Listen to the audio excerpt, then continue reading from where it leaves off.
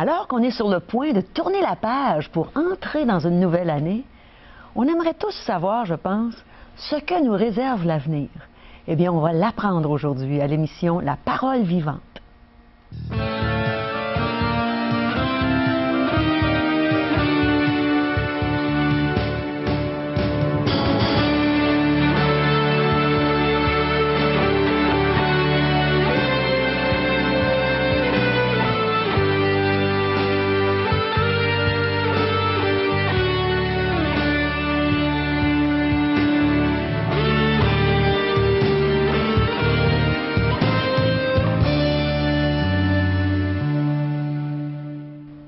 Bienvenue à tous en cette fin d'année et en ce début d'année. On va avoir une belle émission à vous présenter aujourd'hui. Vous allez entendre un témoignage que vous n'oublierez jamais, j'en suis certaine. Le pasteur Régent Joly a un très beau message d'encouragement pour nous, pour qu'on entre bien dans cette nouvelle année, encouragés par le Seigneur. Et on a Richard et Sylvie Ouellette qui vont nous présenter un très, très beau chant. Alors, restez avec nous et voici aussi comment vous pouvez nous rejoindre. Vous pouvez aller à 1-877-l'Espoir, 1-877-537-7647, où on aimerait entendre vos commentaires et vos questions. Et vous pouvez toujours aller sur notre site web espoir.ca. Que nous réserve l'avenir? On veut bien le savoir. Bonjour, Régent. Bonjour, Caro. Bonne année. Merci. Et j'ai hâte d'entendre ce que le Seigneur a déposé sur ton cœur. Qu'est-ce que tu penses que l'avenir nous réserve? Toute une question. Et la plupart des gens se la posent, sinon tous. Que me réserve l'avenir? On aimerait gratter un peu puis savoir qu'est-ce qui nous attend le lendemain. Oui, hein? Il y a des textes dans la parole de Dieu qui nous en parlent de cet avenir. Est-ce qu'on y croit? J'espère que vous y croyez, que vous placez de plus en plus votre confiance dans les Écritures que Dieu nous a laissées. Vers qui se tourner? Qui peut me parler de l'avenir, de mon avenir, avec assurance, de savoir que c'est vraiment ça ce qui m'attend? Bien, il y a un texte dans Deutéronome, c'est un livre de l'Ancien Testament, c'est le 5e livre de l'Ancien Testament, ça s'adresse aux Israélites, mais il y a toute une recommandation qui nous concerne aussi. Alors, ils sont sur le point d'entrer dans la terre promise, alors l'accomplissement de la promesse que Dieu leur a fait, et il leur fait des recommandations. Deutéronome, alors chapitre 18, verset 9. Lorsque tu seras entré dans le pays que l'Éternel ton Dieu te donne, tu ne prendras point à imiter les abominations de ces nations-là, les nations qui ne connaissaient pas Dieu. Exactement. Qu'on ne trouve chez toi personne qui fasse passer son fils ou sa fille par le feu, personne qui exerce le métier de devin, d'astrologue, d'augure, de magicien, d'enchanteur, personne qui consulte ceux qui évoquent les esprits ou disent la bonne aventure, personne qui interroge les morts. Car quiconque fait ces choses est en abomination à l'Éternel, et c'est à cause de ces abominations que l'Éternel ton Dieu va chasser ces nations devant toi. Tu seras entièrement l'Éternel, ton Dieu. Ah, que c'est bon. Ça me fait penser à une animatrice de talk show qui a dit un jour « Placez donc votre confiance dans le créateur des astres au lieu de mettre votre confiance dans les astres. » Parce que ça pourrait être tout un désastre. Oui, exactement. Oui, mais malheureusement, les gens ne savent plus vers qui se tourner. Mais ici, voilà la recommandation. Oui. Le Seigneur dit, détournez-vous de ces choses, détournez-vous de ces pouvoirs. Il y a un danger, puisqu'il prend la peine de mentionner à son peuple de se tourner vers Dieu seul. Et c'est ce qu'on va faire dans la prochaine demi-heure. On va se tourner vers Dieu pour connaître notre avenir. J'ai hâte d'entendre ce message. Parole vivante vous invite à participer à l'un des nombreux merveilleux déjeuners de l'espoir. Ces déjeuners ont lieu dans plusieurs restaurants réputés de la région et vous sont offerts gratuitement. Venez entendre le témoignage d'une vie transformée par la puissance de Dieu. Pour connaître les détails concernant l'endroit, la date et l'heure pour votre région, composez le 1-877-537-7647 ou notre site web www.espoir.ca.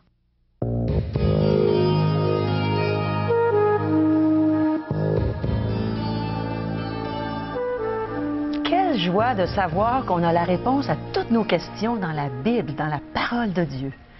Régent, qu'est-ce que le Seigneur a déposé sur ton cœur pour nous aujourd'hui? Concernant notre avenir, l'avenir de chacun d'entre nous. Des jours d'incertitude peut-être, des jours de crainte, de grands changements, de bouleversements, peut-être même d'angoisse pour nos téléspectateurs. Beaucoup de gens se demandent ce que l'avenir leur réserve. Des milliers de gens consultent les chiromanciennes, les astrologues, les autres praticiens de sciences, alors donc occultes, pour essayer de savoir ce qui leur arrivera dans leur futur. Dans un monde dans lequel qui est même bouleversé, on est dans un monde, on cherche les valeurs, on cherche, il va s'en dire sur quoi on pourrait s'appuyer aujourd'hui. Tout est en mouvement, en changement. Alors sur quoi s'appuyer? Des millions de lecteurs achètent des publications d'une nouvelle science, la futurologie. Certains de ces livres sont devenus... Bien oui, c'est futur. Futurologie. C'est toujours concernant les choses à venir. Alors donc, c'est la science d'aujourd'hui, les futurologues qui nous annoncent des choses à venir, la futurologie. Et des livres sont devenus des livres à succès, même entre autres le livre de Dalvin Toffler qui s'intitule entre autres Le choc du futur. Oh là là. Alors peut-être plusieurs exemplaires ont été mis sur le marché, puis vous en avez peut-être à la maison. Mais qu'est-ce qu'on retrouve dans ces livres-là, Régent? Bien, on élabore d'abord les sujets et les problèmes de surpopulation dans lesquels nous sommes, de diminution des ressources naturelles, alors de pollution, de menaces de guerre nucléaire. On y parle aussi d'implanter des colonies climatisées sur la Lune. Oh là là! Alors de se rendre sur Mars et Jupiter. Alors on veut les rendre habitables et même de pouvoir reconstruire d'autres planètes pour pouvoir bénéficier, il va sans dire, que l'humanité puisse y habiter. Alors donc, on est prêt à voyager, pas seulement dans le temps, mais aussi dans l'air, et puis ainsi de suite, et d'essayer d'aménager quelque chose, soit sur une autre planète, parce qu'on ne sait pas ce qui peut arriver à la planète Terre. Alors, il faut se préparer une voie de salut. Déménager, et tout un déménagement. Maintenant, on offre des services, avec d'aller visiter la Lune, alors peut-être une autre planète. Pour les riches seulement. Malheureusement, aujourd'hui. Très riches. Alors, mais ça, c'est pas grave, parce que je suis souvent dans la Lune, puis ça me coûte pas cher. Et moi de même. alors que ce soit un voyage organisé ou un voyage tout fait, là. Mais malheureusement, les gens vont essayer de trouver de l'espoir dans ces domaines-là, dans cette science-là, la futurologie. Alors donc, on essaie de trouver des moyens de sortie pour l'humanité, parce qu'on voit qu'elle est à sa perte. Il y a des grands dangers qui courent. Alors, on procède avec l'approche positive dans ces écrits. Tu me rappelles quelque chose en disant ça, l'approche positive. Je me souviens, avant de connaître le Seigneur Jésus, j'avais lu un livre qui s'appelait La pensée positive. Puis je trouvais qu'il y avait certaines choses qui m'attiraient dans ça, mais je me suis rendu compte plus tard que la seule chose qui m'attirait vraiment, c'est là où il citait des versets bibliques. Alors j'étais attirée à la parole de Dieu. Ces livres-là vont se référer au livre des livres. Oui. Alors pourquoi ne pas aller voir nous-mêmes dans la Bible? Exactement. Plutôt que de lire juste des références. C'est ça, juste la vérité. Oui. Et bien souvent, c'est sorti de son contexte. Oui, exactement. Alors, remettons-le dans le contexte que l'auteur a bien voulu qu'il soit placé. Et on sait que l'auteur de la Bible, c'est Dieu. Alors, c'est lui qui a soufflé par son Esprit Saint ces belles vérités que nous sommes en train d'exposer aujourd'hui. Alors oui, il y a cette approche d'une façon positive, mais il y a d'autres approches. Malheureusement, il y a l'approche négative. Un grand nombre de futurologues voient les choses d'une manière tout à fait différente. Alors imaginez, ce sont tous des gens qui font partie de la même science. Il y en a qui vont aborder l'aspect positif des choses et d'autres les aspects négatifs.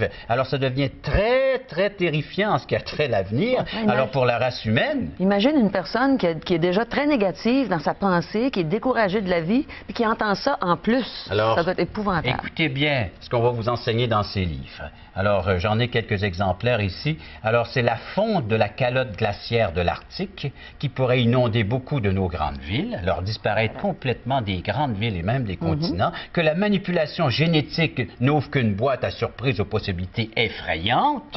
Et plusieurs grands penseurs d'aujourd'hui viennent à la conclusion que l'humanité court à sa perte. Je courais définitivement à ma perte, moi. Tant que je n'ai pas connu le Seigneur Jésus, je courais à ma perte. Je sais ce que c'est. Et ça, c'est une grande réalité, une grande vérité qui sort de la parole de Dieu. La parole de Dieu voit l'humanité qui est déchue, qui est perdue et qui a besoin d'aide, qui a besoin d'un grand secours. Mais d'où nous viendra le secours? Je pense que tu vas nous le dire. Alors, je suis reconnaissant d'être devenu un chrétien, d'être devenu un disciple de la personne du Christ. Quand je jette un coup d'œil sur l'avenir, je n'ai pas accepté l'un ou l'autre de ces extrêmes, que ce soit la façon positive ou la façon négative, et non fondée bien souvent. Alors, la Bible en main, je peux vous démontrer que réserve l'avenir pour le véritable croyant. Hein. Tout y est. La Bible annonce une dictature mondiale qui sera un tyran cruel, qui assujettira chaque aspect de la vie humaine et des règles très strictes. 2 Thessaloniciens. C'est un livre du Nouveau Testament écrit par l'apôtre Paul, et j'aimerais qu'on y lise quelques textes. 2 Thessaloniciens, chapitre 2, versets 3 et 4. « Que personne ne vous séduise d'aucune manière, car il faut que l'apostasie soit arrivée auparavant et qu'on ait vu paraître l'homme impie, le fils de la perdition. » Voilà la réalité. Un jour, cette humanité sera contrôlée par un homme cruel qui établira pour un temps une certaine paix, une certaine justice et une certaine prospérité. Je tiens à préciser, je mets l'emphase. Une certaine. Une certaine. Alors, ce dictateur mondial se présentera comme un grand bienfaiteur de l'humanité. Ça, c'est dans l'Apocalypse qu'on lit ça. Alors, c'est le dernier livre que Dieu a bien voulu nous laisser, une inspiration avec l'apôtre Jean, Apocalypse 13, et le verset 4, nous lisons. Et ils adorèrent le dragon parce qu'il avait donné l'autorité à la bête. Ils adorèrent la bête en disant qui est semblable à la bête et qui peut combattre contre elle. Alors ici, c'est un langage figuré, mais on voit ce personnage qui est appelé comme une bête et que tout le monde adoreront cette bête comme un sauveur, celui qui viendra, comme je vous dis, apporter une certaine paix, une certaine prospérité à l'humanité. Plein de promesses. Exact. Alors donc, il sera adoré par les hommes, et puis les hommes le considéreront comme le sauveur de l'humanité et celui qui a préservé l'humanité des effets dévastateurs de la guerre, de la famine et de la peste. On considérera cet être. Après s'être emparé du pouvoir absolu, parce que c'est ce qui va arriver, là je vous parle de l'avenir, de notre avenir. C'est la race humaine. Il va influencer beaucoup de gens. Ce tyran rencontrera une vive opposition et connaîtra une défaite comme il n'y en aura jamais eu sur la surface de la Terre. On se rappelle déjà les guerres, on se rappelle de nos vétérans, mais il y aura ici une défaite qu'un tel homme n'aura jamais vécue sur la surface de la Terre. Son règne ne durera que 42 mois. C'est un court règne, hein? Alors ça ne sera pas long. Ça, c'est Apocalypse chapitre 13, verset 5. Vous irez lire, vous regarderez que ce règne de ce tyran ne durera que 42 mois. Suivra ensuite un temps de détresse sans précédent. Ce puissant et cruel dictateur déchargera sa colère sur tous ceux qui se tourneront vers Dieu et éliminant tous ceux qui voudront lui bloquer la route. Apocalypse 13, je reviens à l'Apocalypse 13, et cette fois les versets 6 et 7. Alors, parlant de cette bête qui caractérise cet être humain, elle ouvrit sa bouche pour proférer des blasphèmes contre Dieu, pour blasphémer son nom, son tabernacle ou sa demeure et ceux qui habitent dans le ciel. Il lui fut donné de faire la guerre aux saints, de les vaincre, il lui fut donné autorité sur toute tribu, tout peuple, toute langue et toute nation. Et tous les habitants de la terre l'adoreront, et ainsi de suite. C'est terrible. Alors, il y aura une guerre, il y aura donc des événements mondiaux qui bouleverseront toute l'humanité entière. La délivrance, celle que nous recherchons et celle que nous désirons tous, la vraie, sera opérée par un tout autre homme, le Christ, Jésus, le Fils de Dieu. C'est lui-même qui apportera la délivrance à cette humanité.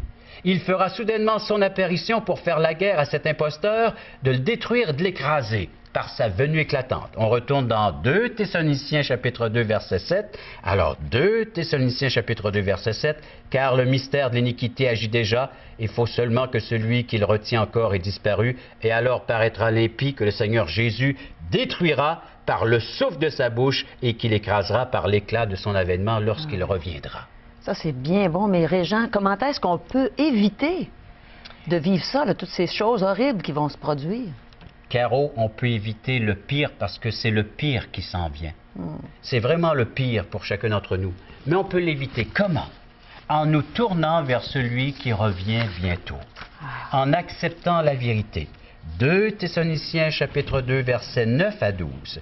L'apparition de cet impie se fera par la puissance de Satan, avec toutes sortes de miracles, de signes et de prodiges mensongers, et avec toutes les séductions de l'iniquité pour ceux qui périssent, parce qu'ils n'ont pas reçu l'amour de la vérité pour être sauvés.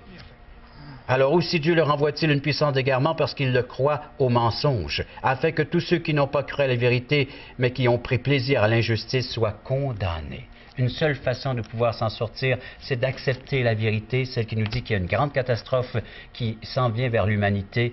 Et notre seule ressource, notre seul secours, c'est Jésus-Christ, qui est déjà venu une première fois pour nous en délivrer. Une deuxième fois, il viendra enlever avant que tout cela arrive sur la surface de la terre. Christ, un seul unique sauveur. Le seul espoir. Oui. Ah, c'est bon. Merci, Régent. Écoutons ensemble un beau chant de Sylvie et Richard Ouellette. C'est Jésus humble sur la terre et méditons sur ce message important qui vient de nous être transmis par la bouche de Régent.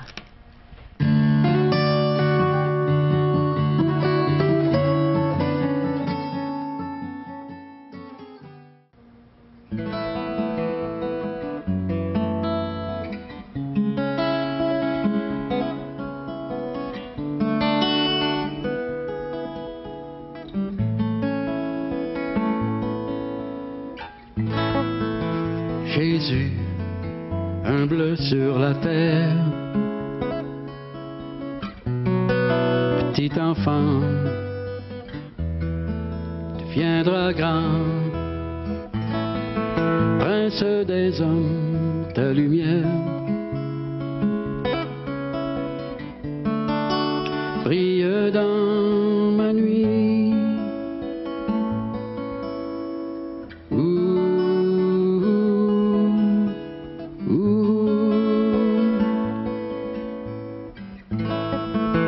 Jésus, héros solitaire,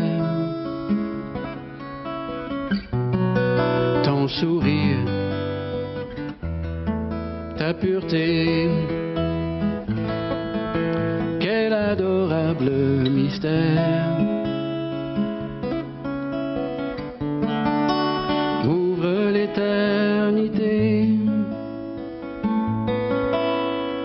tu es venu habiter parmi les hommes, plein de grâce, de joie sainte et d'amour. Tu n'as pas voulu nous imposer ta personne, c'est au fond d'une crèche que Jésus est né.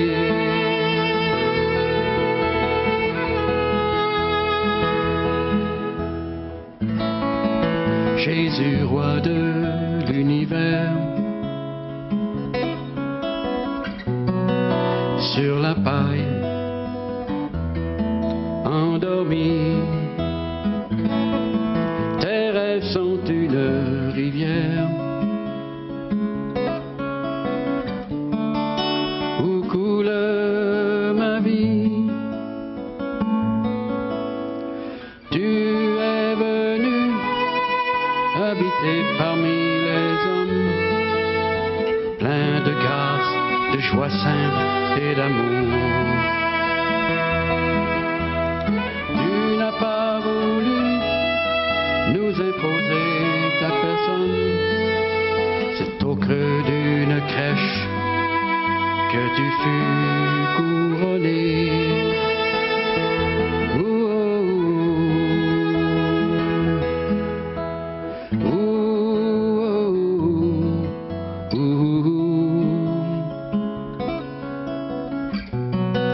Sur la paille, endormi, tes rêves sont une rivière où je trouve ma vie.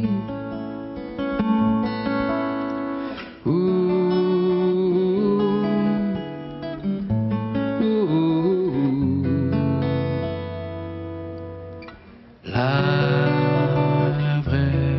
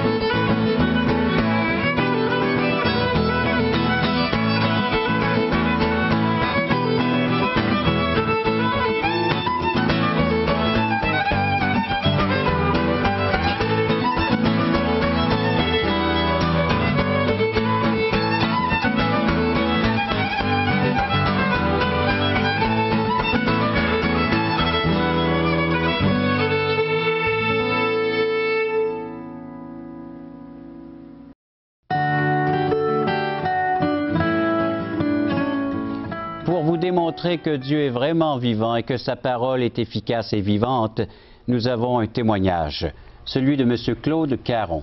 Claude, bonjour et bienvenue à l'émission Parole vivante. Bonjour, Régent. Tu es pasteur dans la belle région de Québec, plus précis une église évangélique sur la rive sud de Québec à Charny. Voilà, exactement. Plusieurs années maintenant. Ah, déjà depuis 21 ans, oui.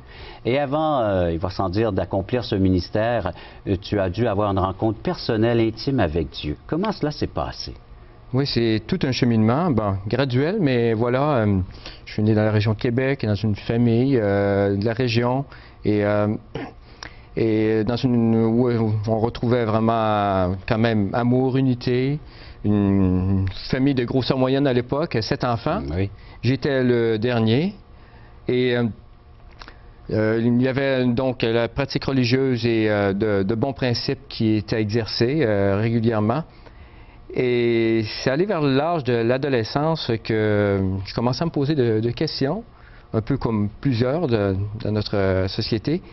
Et mon père avait une Bible, il possédait une Bible depuis longtemps et que je voyais dans sa chambre et ça m'intriguait de voir ce beau gros livre-là. Je m'étais promis un jour de pouvoir le lire, mais naturellement, c'est toute une brique à entamer. Et c'est la période aussi, curieusement, mais que, et moi, et pour donner suite à l'exemple de, justement, et de ma famille et de beaucoup dans la société, j'avais arrêté toute pratique religieuse. Ça ne me rejoignait pas, mais je maintenais une foi en Dieu. Donc, les années d'adolescence ont passé. Naturellement, tout ce que la société actuelle de l'époque québécoise nous présentait, naturellement, on parle de musique, de drogue, de boissons. Ces choses-là, je les ai essayées. Et malheureusement, j'ai eu une mauvaise expérience vers la fin du secondaire et qui me fait axer plus vers la boisson. Mais encore, je trouvais un vide vraiment profond dans mon cœur. J'avais des amis, une amitié quand même profonde avec plusieurs compagnons, que ce soit aux études, au cégep ou dans mon environnement, mais vraiment un vide. Et j'étais même révolté contre la société. Je voyais que la société était loin de répondre à mes besoins et on voyait, c'était comme une déroute. On voyait que c'était vraiment un chaos, ça n'est rien. Donc c'était une rébellion, une révolte. Et finalement, ma sœur, la plus jeune, avec qui j'étais très lié, on avait fait plusieurs expériences spirituelles ici et là. Elle avait eu l'occasion d'être en contact avec une église évangélique. Et elle me fait connaître un peu le message. Au début, je trouvais ça très intéressant, mais par la suite, c'était une réaction très, très forte, une rébellion même, parce que je n'acceptais pas la notion d'un Dieu qui est bon, mais qui peut permettre l'enfer. Ça fait que c'est quelque chose qui me dépassait. C'est incompatible là, en toi-même. Absolument, dans ton ça ne tenait absolument là. pas, ça ne tenait pas. Donc finalement, après réflexion, découvrant finalement son amour et voyant que je ne pouvais rien, j'ai reconnu le message central des Écritures, à savoir que Jésus-Christ est venu sur cette terre dans un but spécifique pour mourir à la croix, pour nous donner la vie éternelle. J'y ai cru, j'ai compris, je me suis repenti de mes péchés et j'ai accepté son salut, sa mort sacrificielle à la croix pour moi, et ma vie a été totalement transformée depuis ce jour. J'avais la vie éternelle. Ce que je remarque dans ton témoignage, Claude, c'est cette identification personnelle entre toi et le Seigneur Jésus qui est devenu ton sauveur. Effectivement. Pour moi, c'était déjà un exemple, un modèle qui me fascinait, la personne de Jésus, mais de voir ce qu'il avait accompli pour moi et pour l'humanité, mais que je devais me l'approprier personnellement, c'était pour moi une révélation et ça m'a fasciné et transformé. Claude, merci beaucoup. Vous aussi, vous pouvez vous identifier avec ce que Jésus a fait à la croix. C'est pour chacun d'entre nous.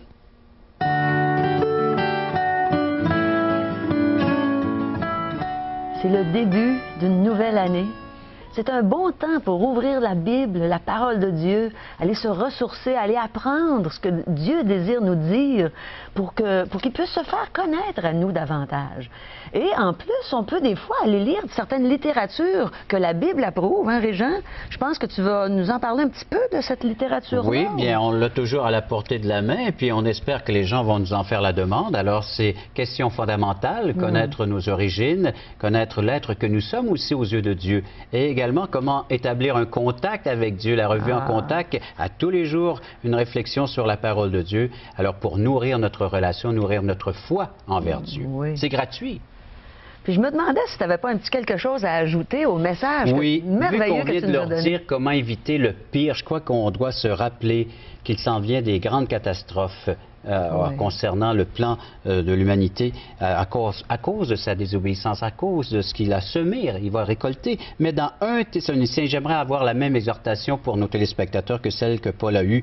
Il nous dit, on raconte à notre sujet quel accès nous avons eu auprès de vous et comment vous vous êtes convertis à Dieu en abandonnant les idoles pour servir le Dieu vivant et vrai et pour attendre des cieux son Fils, qu'il a ressuscité des morts, Jésus, qui nous délivre de la colère à venir. Ah là là.